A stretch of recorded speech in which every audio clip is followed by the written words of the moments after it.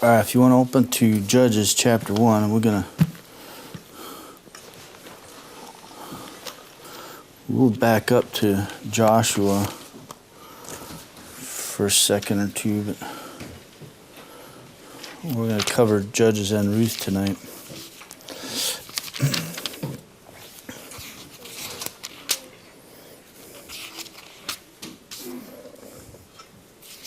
So it's tough to figure out what to put, what to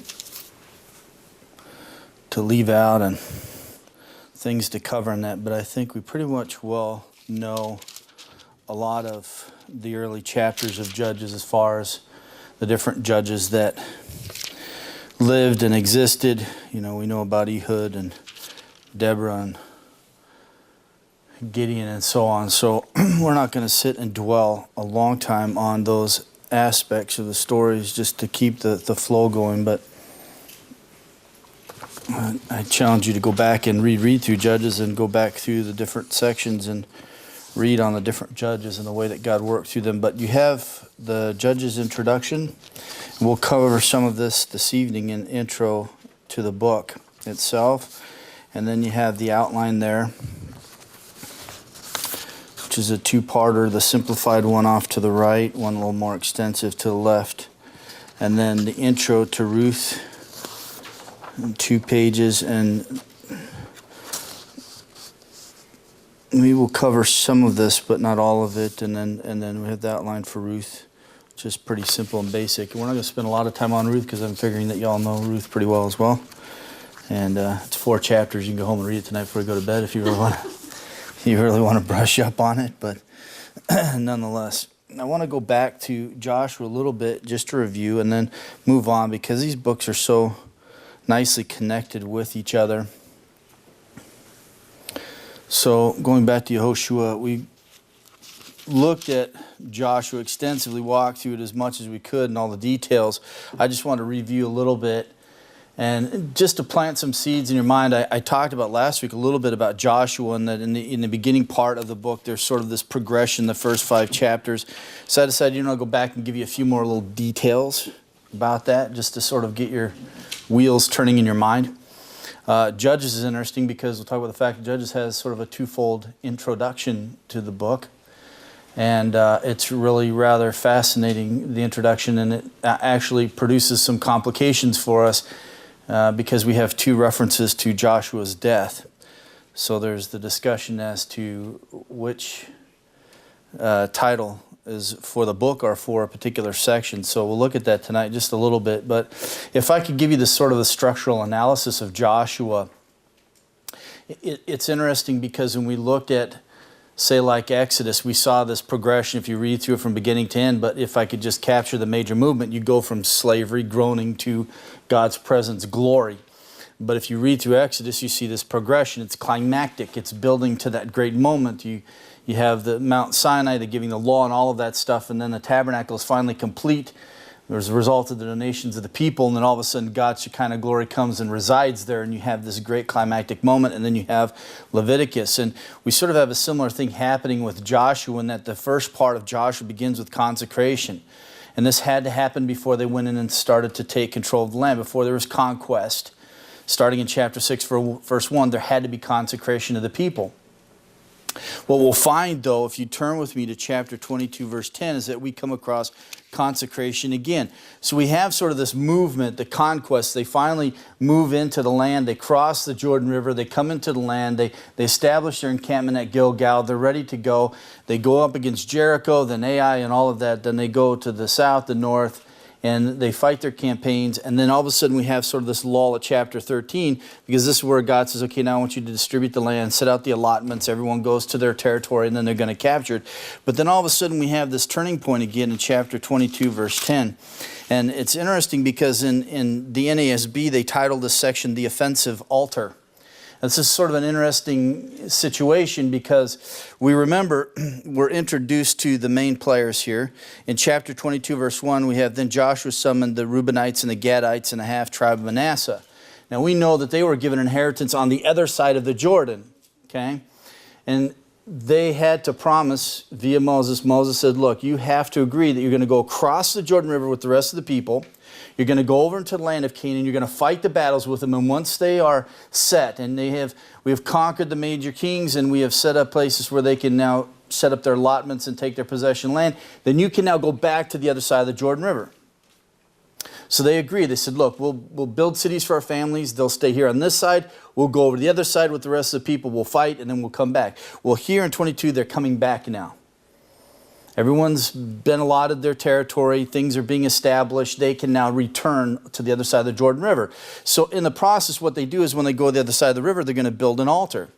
So if you notice with me in chapter 22, verse 10, it says, and when they came to the region of the Jordan, which is in the land of Canaan, the sons of Reuben, the sons of Gad, and half-tribe Manasseh built an altar there by the Jordan, a large altar in appearance.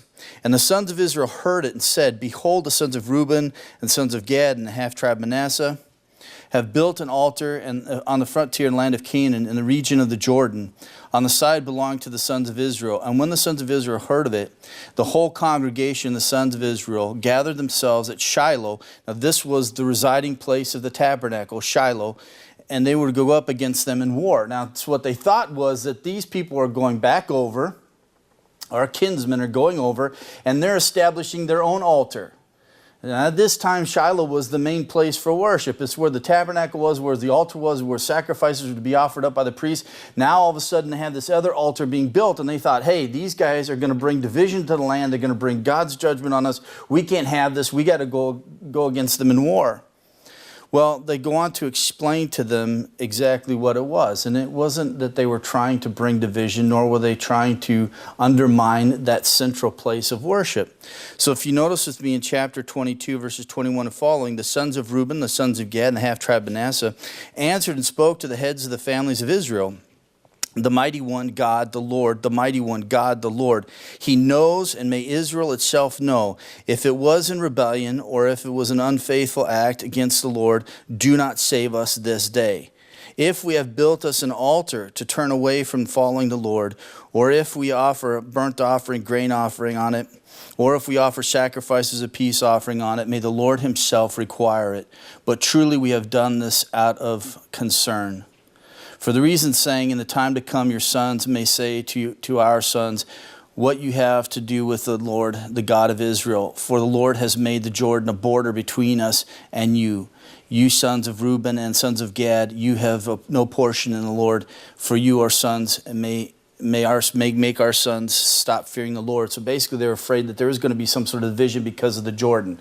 And essentially they go on to say, look, we're going to build this altar as a witness. We're not trying to divide the nation. We're not trying to set up another place of worship. We'll set this up as a witness. And in verses 30 and following, if you want to read it, chapter 22, they go on and acknowledge, hey, this is a good thing. This is all right. We're fine with this. So essentially we have this turning point, and it was a moment of consecration. And essentially what we had at this moment was everyone was acknowledging the fact that there is going to be this united worship of God, and there was going to be no undermining of that. And then all of a sudden we flow into the farewell of Joshua and the speeches that come. And so we have this, if you will, another moment of consecration as the book closes. So it opens with consecration, but it closes with consecration. And two interesting passages of chapter 11, verse 23, where so Joshua took the whole land, conquered it, and then he challenged them, hold fast to the Lord your God as you have till now. So this is the structural analysis of the book of Joshua. Consecration to consecration. We see this movement, then there's sort of a plateau, and then all of a sudden. So what this does is it builds us up for Judges, because now all of a sudden we come to Judges and we're going to have a stark contrast between obedience in Joshua and disobedience in Judges. So, go back to that early chart I gave you with all those arrows that my professor had made going up and down, up and down, up and down. We just constantly see this through the Old Testament. And so we're going to see this here. But what's great is that when we see this now, and we understand Judges is going to be this downward decline, if you will, then all of a sudden here you have Ruth. This great glimmering light in the midst of a dark time for the nation. And we're going to have this national unfaithfulness. You're going to find this personal faithfulness. So that is the setup. And so we looked at Joshua, we looked at the conquest of Canaan 1:1 through 13:7, the entering of the land, chapter 1, verse 1 through 5:15, and there had to be the establishment of the people. They had to be prepared for they went in there. And so there's a progression the first 5 chapters. We have the charge of Joshua, and then the task is identified. We have the spying out of Jericho, the enemy studied. Now, I'm just hinting at some things for you to go back on your own and take this a little bit further. I sort of suggested it last week, and I'm just giving you a few more hints just to let you see there is a progression there. You have the crossing of the Jordan, the leader affirmed. Then we have the stone set up in chapter 4, deliverance memorialized. Circumcision and Passover, hearts prepared. Now we can go in and conquer the land. So there had to be this establishment of consecration before. Then we have the conquering of the land, the central campaign, the southern campaign, northern campaign, and then we have a small summary starting chapter 11, verse 16, the end of chapter, and then a larger summary in chapter 12 where we're given a list of the kings to the west and the east side of the Jordan, and there was 31 total. And then the settlement of the land, we had settlement of the east of the Jordan, settlement of the west of the Jordan, settlement of religious community, and then the conditions for continued settlement. If you want to stay in the land, we need to remember this too, because it's interesting when you go to Proverbs and you read about the wicked who are driven out of the land and dispossessed of the land. All this is rooted in these things. It goes back to Deuteronomy, but all of those points that are in Proverbs are rooted in some of the stuff that's taught for us in the earlier books. So the land is settled. We have the 3 tribes of the 2 tribes and a half tribe on one side of the river, and then we have everyone else on the other side of the river. Everyone's in their region. Everyone is set up to now they can finish the conquering of the land of Canaan. And we will find out in Judges if they actually fulfill that. So we're going to look at Judges this evening, the Shophatim, if you will. And this is the period, if we look at the sort of the scale of what's going on as far as the history in the Old Testament, we can see these progressive stages. Then you'll notice the 400 silent years, the cross there, that's leading into the time of Christ. So after the restoration under Ezra and Nehemiah, we have Malachi, and then there's silence. There's no more prophetic ministry. In Jewish writings, they acknowledge the fact that the Spirit of God was not moving among the people. There were no prophets. There was nothing that God was doing to communicate to the people. Doesn't mean that God was not active, but God was not openly communicating, which was such an amazing thing. So you can understand then why Zacharias, right, John the Baptist's father, at such an old age, all of a sudden the angel Gabriel appears to him from God in the temple. He's offering incense. The only time in his whole lifetime that he would serve as a priest was that moment. Providentially, God established it that way. That was that one moment in his life when he was going to serve, and it was at that moment Gabriel comes, and after 400 silent years, now God reveals something new to them. So we have the period of the judges, which is before the kings. So we've looked at the era of formation, the era of theocracy. And the theocracy doesn't end. I mean, the kings essentially were to be a mediator between the people and God, and they were supposed to mediate the law, and they were supposed to have a copy of the law for themselves. They were supposed to know the law. That's why Josiah was so significant. So then we have the era of monarchy, starting with Saul. He was the first king established in the land, and then we have the era of restoration, and then the 400 silent years, and then the New Testament era. Sort of just to give you a perspective of where all of this fits. Sometimes it's nice to get the big picture, see where everything fits, and then you start looking at the individual elements. So that is where we are, Judges. If we contrast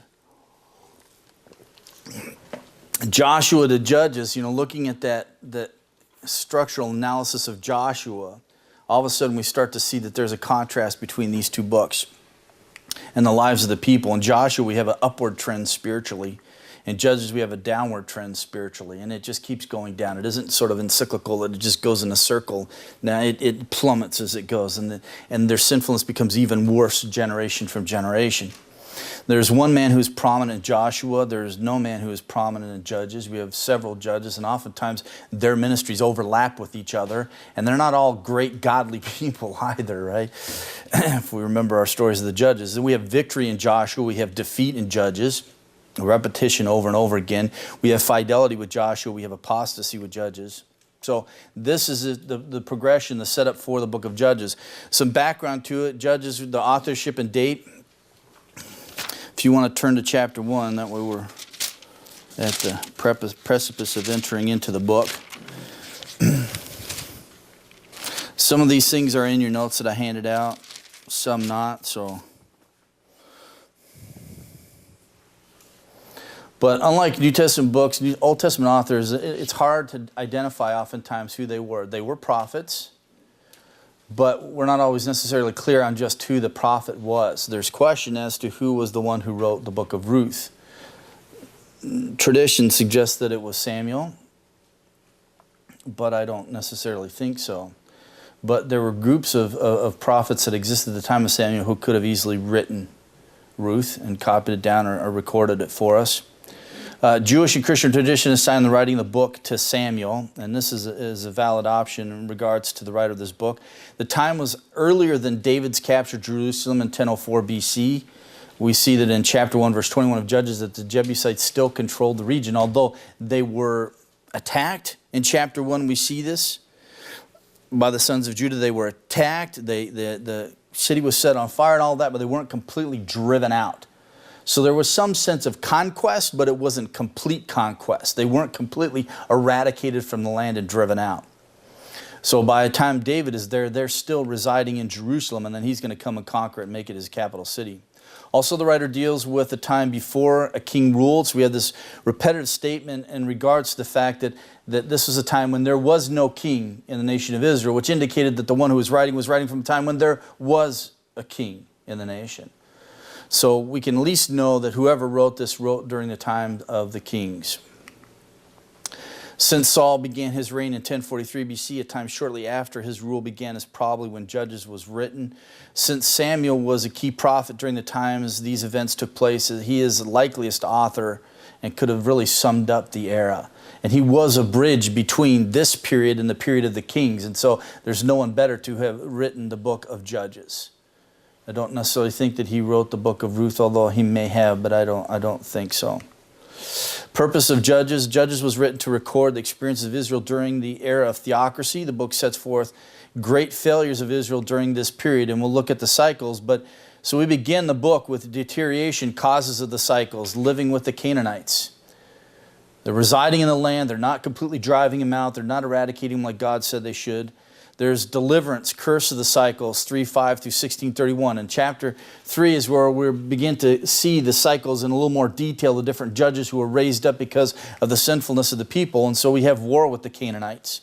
And then we have depravity, conditions in the cycle, 17:1 through 21 through 25. And essentially in the last few chapters of Judges, what we're given is just sort of these pictures or vignettes of what life was like during these cycles, the sinfulness that was going on, the depravity was there, the idolatry, the immorality, and all of that. And so they're just snapshots of what was happening in the period. And so this is how the book of Judges closes. It closes with depravity. So it begins with deterioration, it ends with depravity. And in this section, it's talking about the issue of living like the Canaanites. So they did not move them from the land. They allowed them to stay there, oftentimes put them in their servitude, but they still allowed them to remain, and they were influenced by them, and so they began to live like them. And so you have the sin of idolatry, immorality, and then you had civil war among the people of Israel. So because they failed to obey God and to follow His demands as far as conquering the land, that led to the sin that God knew would come. Key elements of Judges, a key word, defeat. Key chapter 2, the cycle of the Judges. And we'll look at a snapshot of that in just a moment. Key verses 2:11 through 19, 17:6, and 21:25. Key characters are the judges. The meaning of judges is deliverers, saviors, judges.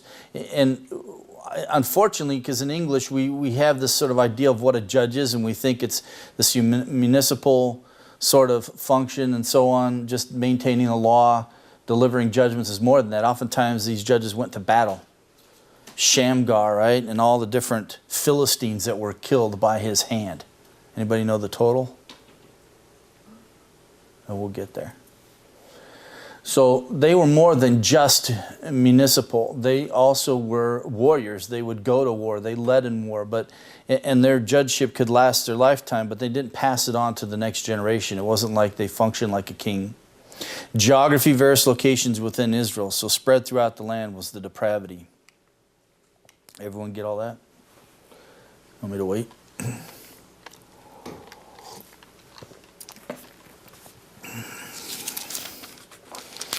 And some of them we have extensive reference to their ministry, and some short little statements.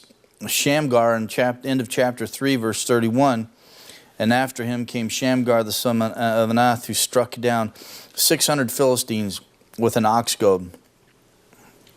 And he also saved Israel, and that's all we know about him. There's something that we can discern from his name and the weapon that he used, which is really interesting. But so background facts on judges, the position of the judge. This is important for us to understand. They weren't anything like we understand our English term. Oftentimes we do this in interpreting the scriptures as we read our English definitions into these terms, and sometimes there's validity to that. I mean, you're translating from one language into another language, so there has to be some connection, but sometimes the connection is missed. So the judges appeared as significant people during the time period that came on the scene. When there was sin, there was failure. The people would sin, then they would be under oppression, and they would cry out to God, and then God would raise up this judge, this deliverer for them. Judges were introduced because it was necessary to rescue Israel from bad situations, and always these situations were a result of their sinfulness. They failed to obey God, therefore they were oppressed, and then as a result of their oppression, they cry out to God, they repent, God sends them a deliverer, and so on. The judges' basic responsibilities were to deliver Israel from foreign oppressors and curtail the sin in Israel. So once they had removed the oppression, they were also to maintain the law, and they were to see that the people obeyed the law, and that was a part of their task.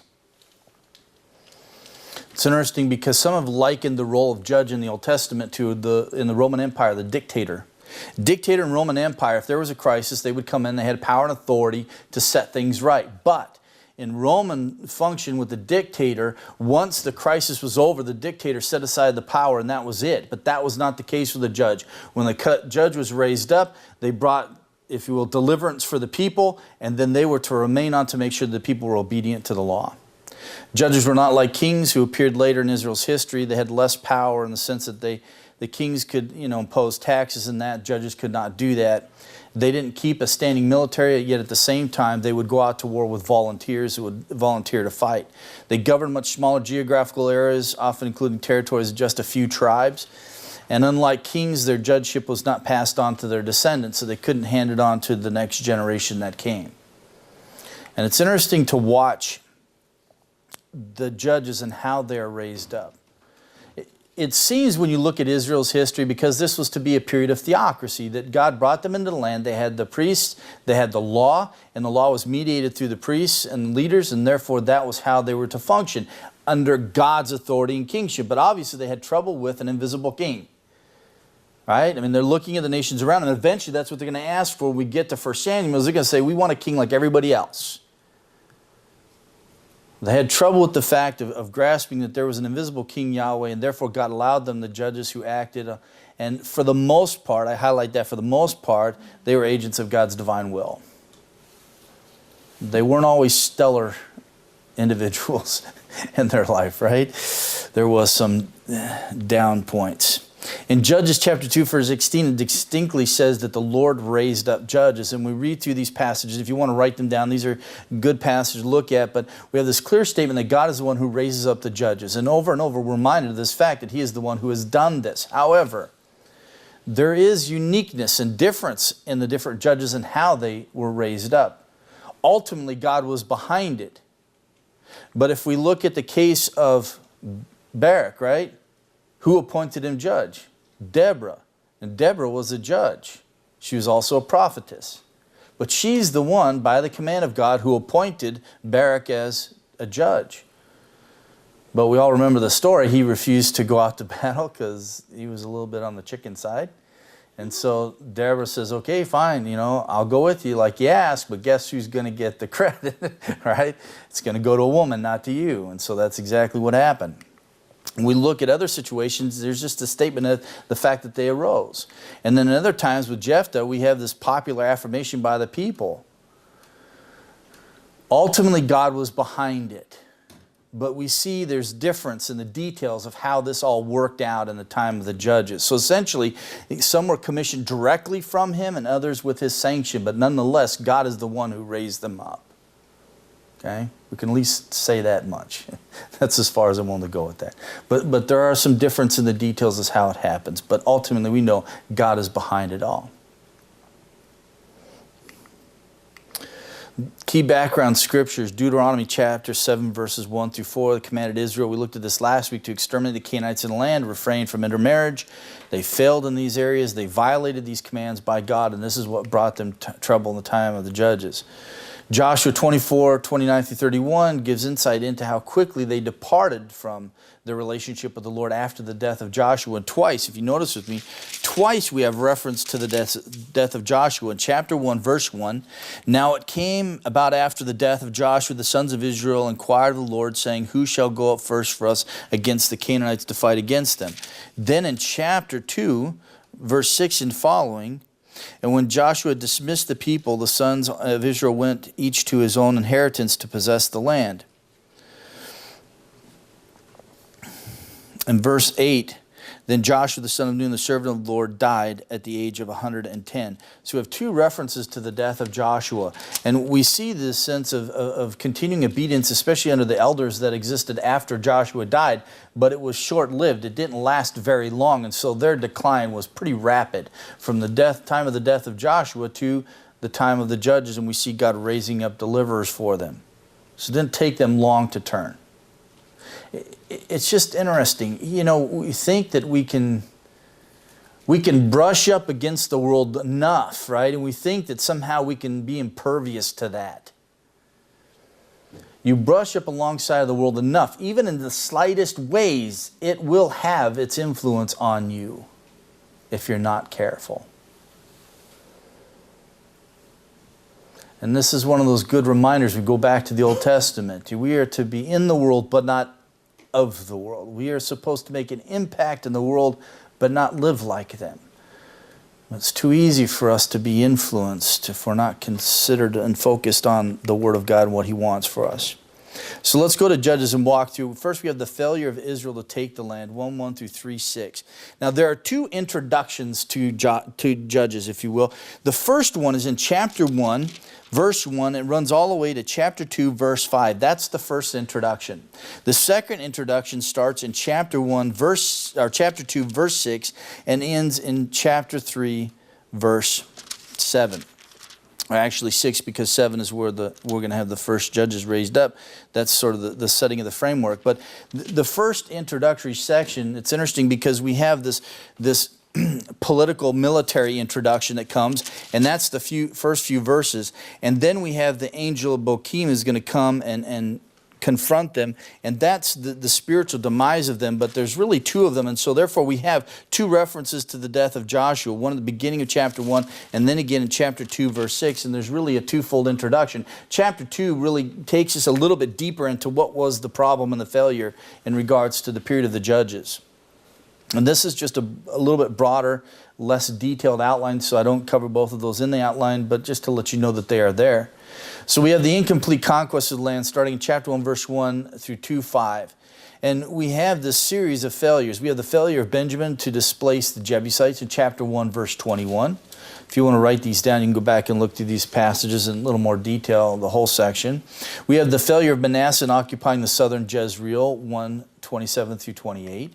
We have Zebulun's failure to displace the Canaanites, chapter 1, verse 30. We have Asher's failure to displace the Canaanites, chapter 1, verses 31 through 32. And we have Naphtali's failure to displace the Canaanites, 1:33. Over and over, we have this record of failure, failure, failure, failure, failure, right?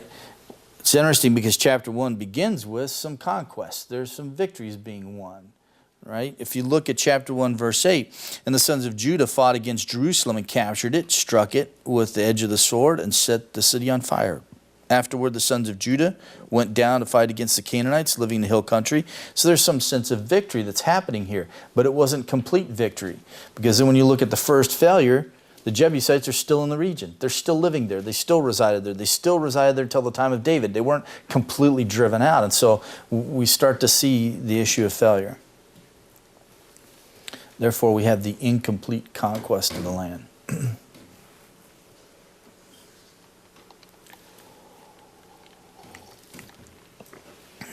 The causes of the incomplete conquest, the downward cycle of forsaking the Lord, and this begins for us in chapter 2, verse 6.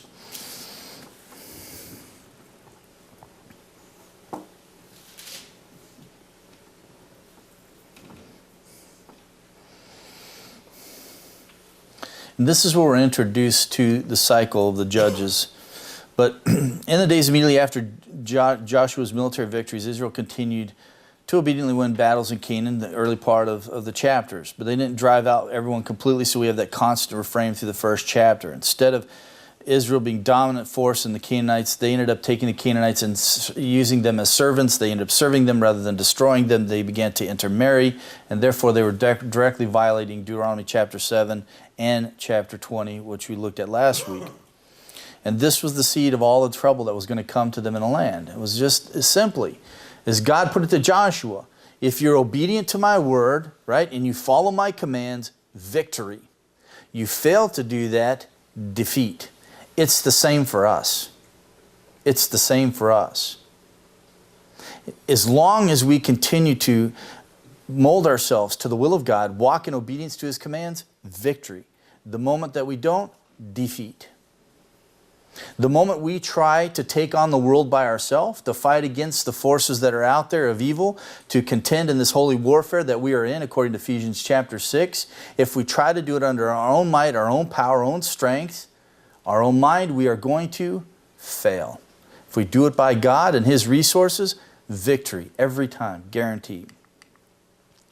So the downward cycle of the Judges starts in chapter 2, verses 6 through 19. And here's the passage that really highlights all of it. Chapter 2, verses 6 through 19. Then the Lord raised up judges who saved them out of the hands of these raiders. Yet they would not listen to their judges, but prostituted themselves to the other gods and worshipped them, unlike their fathers. They quickly turned away from in which their fathers had walked, in the way of obedience to the Lord's commands.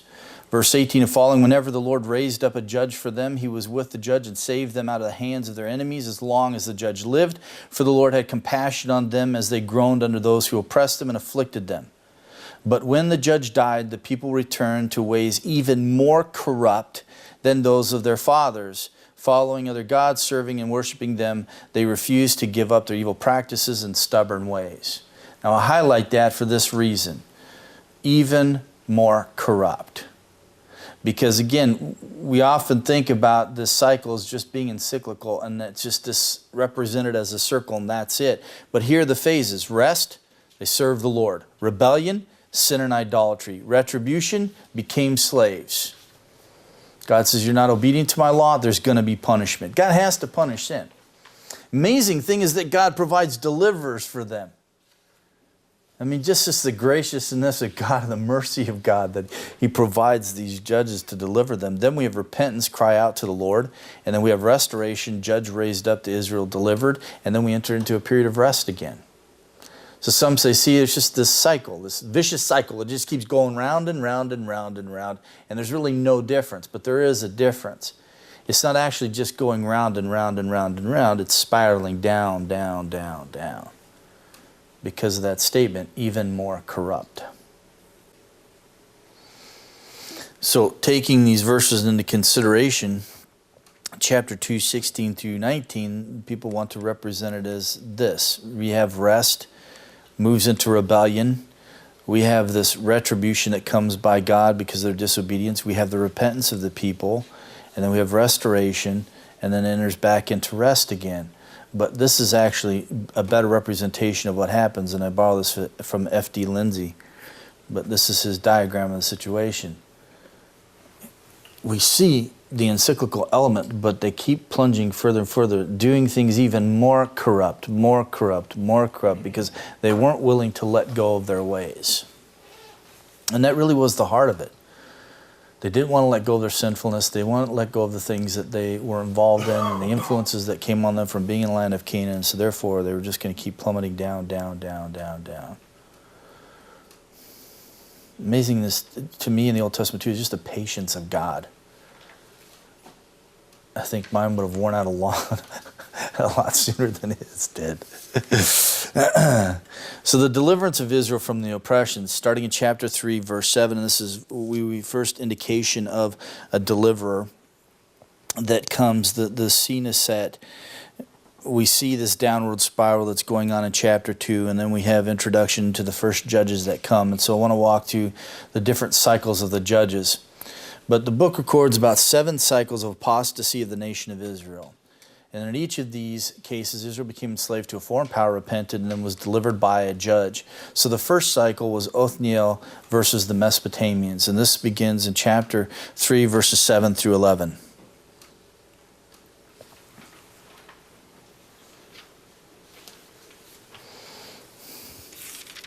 And the reason we talk about cycles, although there was at least 13 judges that we know of represented in Judges, it seems as though they came in cycles, that some of their ministries overlapped when you start to calculate the years and all of that. And so this is how I understand as we walk through these chapters of it taking place. So here we have the first cycle. Othniel, the son of Kenaz, younger brother of Caleb, of the tribe of Judah, already known as a conqueror. Back in Joshua 15, he helped conquer the land. He had a role in this, and so therefore he was known for his ability to fight and to go to war. The presence of Othniel was the first judge, makes clear that Israel did indeed depart quickly from the Lord after the death of Joshua. It didn't take long, right? I mean, there's this immediate connection, filial connection to the time of Joshua to the time of the decline. The oppressors at the time, they came in, the Mesopotamians, and it was 8 years of opposition, but 40 years of rest after their deliverance. So sometimes we read through these stories, we think that there's just immediate moments, right? And we think that just we're talking a year or 2 years. No, we're talking quite some time. Sometimes the oppression was for 20 years, and then they had 80 years of freedom and deliverance from that. And so just to keep mind of that as you read through these episodes, that there's a lot of years involved. Like we looked at Exodus in regards to Moses' life. There's a lot of years that happen in a short period of time, right? Because we don't have time to detail all of the events that happened in his life and everything that went on. Otherwise we'd be carrying around big old tomes like this everywhere. We'd need a wheelbarrow to bring our Bible to church. The second cycle is Ehud, Shamgar, and the Moabites and the Philistines. And we all know the story of Ehud. He delivers the Israelites from the king of Moab. And his name is Eglon. So in chapter 3, verse 14, the sons of Israel served Eglon, the king of Moab, 18 years. So 18 years they suffered at the hand of this king, the king of Moab, and then Ehud is going to rise up and he's going to deliver them from there. And we all know the story, right? Eglon was a slight pudgy man. And Very fat.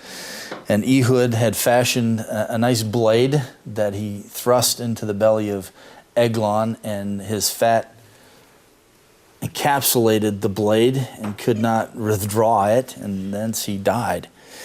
And while Eglon at the time was he was in private sanctuary. He was in the bathroom. And his attendants thought he was in there using the bathroom. When they finally found him, by that time Ehud was already gone and out of the territory. So we're introduced to the nice euphemism. Where do we find that? In chapter 3, verse 24 and following, and when he had gone out, his servants came and looked, and behold, the doors of the roof chamber were locked. And they said, he is only relieving himself in the cool room. And literally in the Hebrew is he was covering his feet, is euphemism for going to the bathroom. So they thought he was going to the bathroom, and then they waited to the point of beyond embarrassment, and they finally went in and they found him dead. By that time, Ehud is gone. So this is the next cycle of deliverance. So Ehud from the tribe of Benjamin was the son of Gera. After enjoying 40 years of no opposition, the Moabites subjected some of the Benjamites and Ephraimites. Ehud, a leading man of Benjamin, assassinated the king of Moab and brought about deliverance for the oppressed Israelites. After this deliverance, there was 80 years of rest for the people. Shamgar, the son of Anath, which is given at the end of chapter 3, and again, just one verse that records his judgeship. And his name is, it's Hurian, and it could very well be that he was a foreigner that God used. And it also could be it's very possible that his parents were just influenced by Hurian, and therefore they gave him the name that he had, but he wasn't a non-Jew, if you will, or non-Israelite. But he was Semitic background. But all that we know is that he had killed 600 Philistines with an ox goad. An ox goad, which is a really stout, sturdy stick, about 6 to 8 feet long. And it was about 6 inches in diameter, and at one end it had a very sharp metal tip, and that was for poking the ox to get them moving. And at the other end there was a flat piece of metal that was curved for cleaning the plow with. So this is his weapon of choice, I guess, and this is what he used to kill 600 Philistines. And that is all that we know of the man. Then we have the third cycle, Deborah and Barak versus the Canaanites, from 4:1 through 5:31. And we have the song that comes, the song of Deborah and Barak in chapter 5. And there's quite an account of what takes place. She urged Barak to be the judge, to lead the people by God's command, and he was promised deliverance. They were afraid of their opposition because they had chariots and that. And that's one of the things that's interesting when you realize historically that the nation of Israel didn't have all the weapons that these other nations had. Horses, chariots, and those kinds of things. We assumed that they had everything that everyone else had for warfare, and they didn't. Even their knowledge of metals for fashioning weapons was not as advanced as, say, the Philistines. And that is one of the ways in which the Philistines could hold them at bay, was that they couldn't fashion weapons as well as they could. And they removed any kind of metal that enabled them to do so. So they were not expert warriors, but they were versed in warfare. And that's part of the reason why God left people in the land, right? We read in Judges that they were there so they might learn how to fight, those who had never fought before.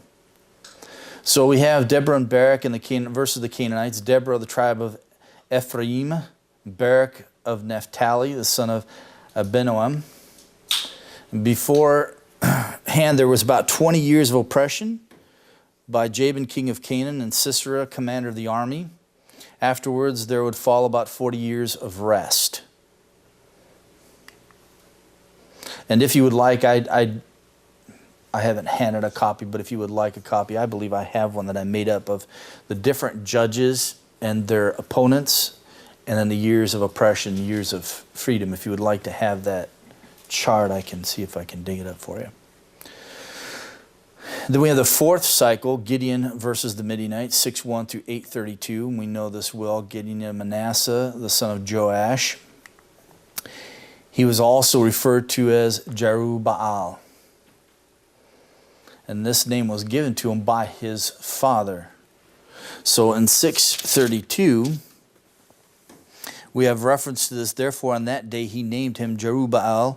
That is to say, let Baal contend against him, because he had torn down his altar. So Gideon had torn down the altar of this false god, and therefore his father had given him this name. And it was really a challenge, right? If he's really some kind of god, he can come and contend for himself. And that's really what the name means. Let him contend for himself, or let him contend for Baal, or let Baal contend. The name was actually changed, though, later, because they didn't want to say the name of this false god, Baal. And so they changed it to contend with shame, or idol. And this is built off of this name, but they use the Hebrew word Beshet, which means to shame. And they use that instead of having to say the name Baal, this false god, they refer to it as Beshet. Right? So contend against shame or idol. Find that in 2 Samuel 11:21. So after being convinced through a series of supernatural signs, God used him to deliver Israel from Midianites. The battle itself evidenced God's working on behalf of Israel. I mean, it's an amazing, amazing story when you look at what God had done for Gideon. And you have Gideon's 300 chosen men to go up against, right, the Midianites, and there's victory. You know what's interesting, though, before that, the whole issue of the fleece. If you read in chapter 6 before that, there's three promises, clear promises by God. I'm going to be with you. But Gideon just couldn't wrap his mind around it because of the opposition that he was going to face. And so he decides, I'm going to put this fleece out, right? And so you go through this series of exchange between Gideon and God just because he needed to be bolstered and affirmed. You know what's fascinating to me? I can't think of anywhere where Gideon is denounced for that. Now, he should have had faith in the Word of God, but correct me, but I can't think of anywhere in the Old Testament where it says that Gideon was rebuked by God for that, or punished by God for that, I should say. It's interesting how gracious and merciful God was to help bolster Gideon's faith to go up and fight this battle. But then, ultimately he goes up with just a handful of men, essentially, militarily. It's not the amount that we would think. We would think thousands upon thousands if I'm going to go conquer my enemy. But that's not how God wanted it to happen, right? And so it was very supernatural, this deliverance that came. Then we have the fifth cycle. This is Tola and Jair versus the effect of Abimelech, starting in chapter 8, verse 33, and runs all the way to chapter 10, verse 5.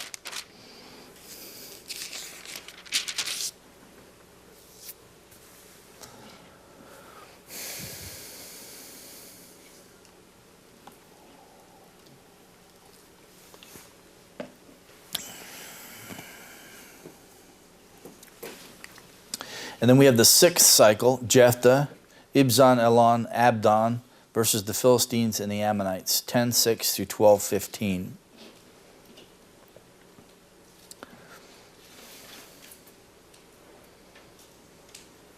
And again, for the sake of keeping things moving, we're not going to look at every episode of the Judges, but nonetheless, it'd be good for you to go back and read through this period and the different judges and the things that took place.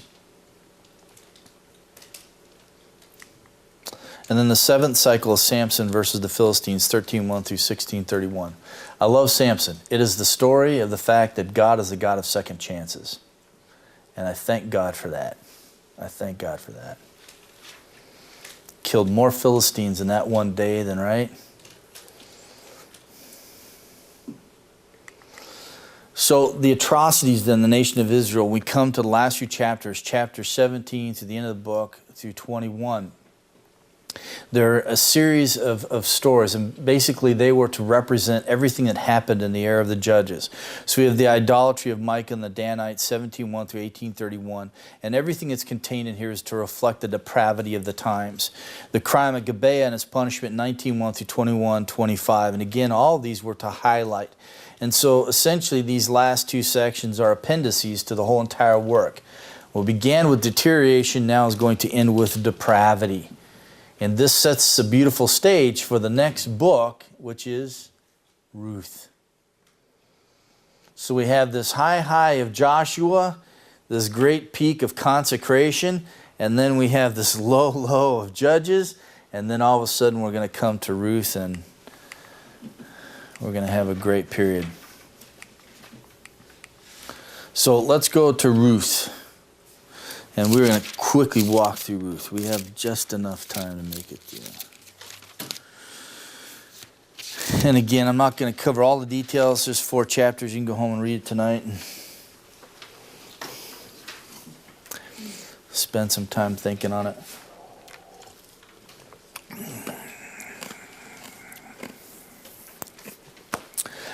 In your introduction to Ruth, you'll notice that one of the things that I put on page 2, place in the canon, which I don't do for every book, but I've done that for Ruth, partly because of the journey that we're taking. We're taking a chronological approach to the Old Testament. But when you look at its place in the canon, on the top of page 2 of the introductory material I hand out to you, the book of Ruth follows Judges in the English canon, placed there fit for the chronological sequence that happened. So in the English ordering of things, it's a great positioning for it because we move from Judges, right, from Joshua to Judges right into Ruth. However, in the Hebrew Bible, it's in the 3rd division, which is known as the writings, the Ketuvim. And it's classified in a group called the 5 rolls, the Megillot, which has Song of Songs or Song of Solomon, Ruth, Lamentations, Ecclesiastes, and Esther. So if we were just following its canonical order, it would be out of order, and we wouldn't be covering Ruth yet. But we're covering Ruth because Ruth lived in the time of the Judges. What happened in her life was during this period, and so chronologically we want to follow the biblical narrative, not necessarily the canonized order, because sometimes it varies. And we want to follow God's story and not man's compiling of it. And we looked at the English canon. The reason why we have books put in the order that they're put in, there was some rhyme and reason to that. And if you look back at the introductory material I gave you on the different classifications of the books of the Old Testament, you'll see that in the English mindset there was the relationship to Christ that was the key for why we put books the way we put them. So they're not just sort of thrown together, if you will. Because this is Ruth, I use pink, but not all the way through. There's only so far I'm willing to go with that. The book complements Judges. The setting of Ruth is in the era of the Judges, so we're introduced to that. Chapter 1, verse 1, now it came about in the days when the Judges governed that there was a famine in the land, and a certain man of Bethlehem in Judah went to sojourn in the land of Moab with his wife and his 2 sons. So this is how we are introduced. We have this great connection, narrative connection that happens, historical connection. So the book does not advance the history of Israel any further, but it does illustrate life in the days of the Judges. And it shines out in relation to the rest of the Judges. And so therefore we would refer to Ruth as a complementary book, and it complements Judges. Judges is one of the 11 foundational books. Ruth is a complement to that. It doesn't advance the narrative any. It just highlights that aspect of the era. So just as with Deuteronomy, Leviticus highlighted the other books that we looked at, so Ruth does the same, but a little more closely than the others. Authorship and date. The Jewish Talmud claims that Samuel wrote the book, but the author is unknown. And I cover that a little more in depth in your introduction to the book that I handed out. It was not written prior to the time of David, since he is mentioned in 4:17-22. Since David is mentioned but not Solomon, it is likely that this book was written during David's reign. Now understand, Samuel was there for the anointing of David, but not for David's coronation. David was not officially acknowledged to be king until the book of 1st or 2nd Samuel, right? After Saul was dead. And we have the record of Samuel's death in chapter 25, verse 1. So I don't think that Samuel wrote it. It's possible, but I don't think so. I think one of the other prophets living during that time had written the book of Ruth. Purpose in writing Ruth. One purpose in writing this book was to reveal that there was godly people living during the era of the Judges. Not everyone was as bad. But the amazing thing that really stands out about it isn't the Israelite, right? Naomi and her husband and the sons. That's not who stands out. It's Ruth, who was a Gentile. That's the amazing thing about the story. So we see that in the contrast of the deep apostasy of the nation of Israel, we have those who loved and obeyed God, and we really see that reflected in Ruth's life. In the book of Judges, Israel forsakes the Lord, returns to idols, whereas Ruth, one Gentile woman, turns from her idols and turns to serve the true and living God. Another purpose in the writing of the book is to reveal something of the family line of Israel's greatest king, David. Amazing that she is going to be a part of the line of the Messiah, right? Just like Rahab. You can't miss the sovereign grace of God, even in the Old Testament. It permeates everything. Whether you're a covenantalist or dispensationalist, the one point we all agree on emphatically is the grace of God permeates everything that God does. Whether you think it's covenants or dispensations, that's the one thing we all agree on, essentially, is that grace of God permeates everything that God does. Key elements to the book of Ruth, keywords, kinsman and redeemer, based on Leviticus 25:25, 47-79, and Deuteronomy 25:5-6. Key passages, if you want to write them down. The other thing that's interesting, if you read chapter 4 of Ruth, look at how many times redeemer is mentioned in chapter 4. Not only that, but when it talks about close relative and then ASB, it's good because in the margin they put redeemer. That is essentially what they're talking about, is kinsman, redeemer. So when you see close relative or redeemed, count how many times you see that in chapter 4. Very interesting. This is one of the key issues to the book. And that is what Boaz was to Ruth. He was a kinsman redeemer. Key chapter for the family line of David. The key verses 1:15-16 and 4:10. The key characters Ruth, Naomi, and Boaz. And next week we'll come back and I'll give you a little insight into their names. It's really interesting. It's fascinating to me, you know, it's just like if you look at the situation with Zacharias, Elizabeth, and that, we're not told in the biblical text what their name means, but you know, if you know the language, you know what their name means. It's really interesting, the sovereignty of God, even just the little hidden things in God's providence, right? The things that we're not supposed to focus on, and therefore Luke doesn't record that, and we're not supposed to dwell on that, but it's really interesting, the fact that how God works providentially in things, and it's very fascinating in regards to their names as well. Special consideration, Leviticus 25:25, 47-49, or 79 actually, sorry. Teach a concept of kinsman redeemer that is important to the background of Ruth. I found my own typo on that one. All right, quickly, 4 chapters. Ruth's decision to follow Naomi. The story begins by indicating that there is a famine in the land, which may indicate that the people were living in sin and disobedience, going back to Deuteronomy chapter 11. It's very possible that that was the case that was happening here, was that because of sinfulness in the land, God sent a famine upon the land, and therefore they left the land. It also may indicate that the people were heading towards a time of foreign oppression. And that's the reason why they left. That they knew that there was going to be this period of judgment, and so they departed from the land. But Ruth, we're not told why. We just have given that historical notation of the fact that there was a famine, but it's not elaborated for us in the text. So I put may. When news came the famine was over, and Naomi and Ruth headed back to the land again. In chapter 2, we have Ruth's faithfulness to Naomi. Ruth volunteered to care for the needs of Naomi by going into the fields gleaning. Under the law, according to Leviticus 19:9 through 10, the poor could enter fields, orchards, vineyards, and pick up the leftovers of fruit, grain, in order to provide for their needs. Now, this is interesting because this follows on the heels of a famine, and you would think that in a famine that you would want to hoard everything to yourself, keep everything to yourself, and that's really one sense in which Boaz stands out. But he allows them to come into the field, allows her to glean from the field and take what is necessary for them. And we clearly see Boaz's obedience and godliness, really, and how he handles the situation. Ruth came on Boaz, chapter 3. Two customs are important in the story of Ruth. First is no land could be sold in perpetuity. In other words, that which is sold could not be kept forever by another. It had to be eventually returned, or there had to be potential for it to be returned. So God did not want land falling into the hands of a few or passing to another tribe. So remember, when they came into the land, they were given what? They were given their inheritance, their portion of the land. So there was not, they may have sold it off for certain reasons, had to financially, but that land was to be able to be restored back to the family again and never to be out of the hands of that tribe, ultimately, completely and forever. And you couldn't have a monopoly on land either, so you couldn't have the more wealthier tribes taking everyone else's territory. The other thing that's important in the background is the male heir had to carry on the family line. This is something that's very foreign to us, but nonetheless it was a background for them.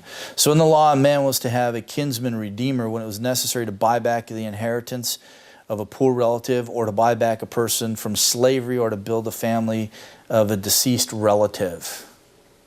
Right? So we also know the custom, right? If your brother dies, right, and you are unmarried, then you are to marry your brother's wife, right? If he doesn't have any children, so that he can have children and carry on his family line.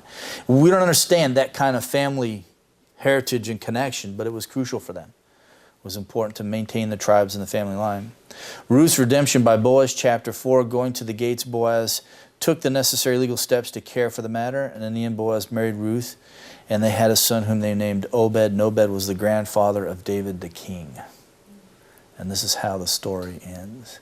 But it's such a great story, because in the midst of all of this blackness and depravity, you have this great moment of godliness, and it's a Gentile woman at that, right, who stands out.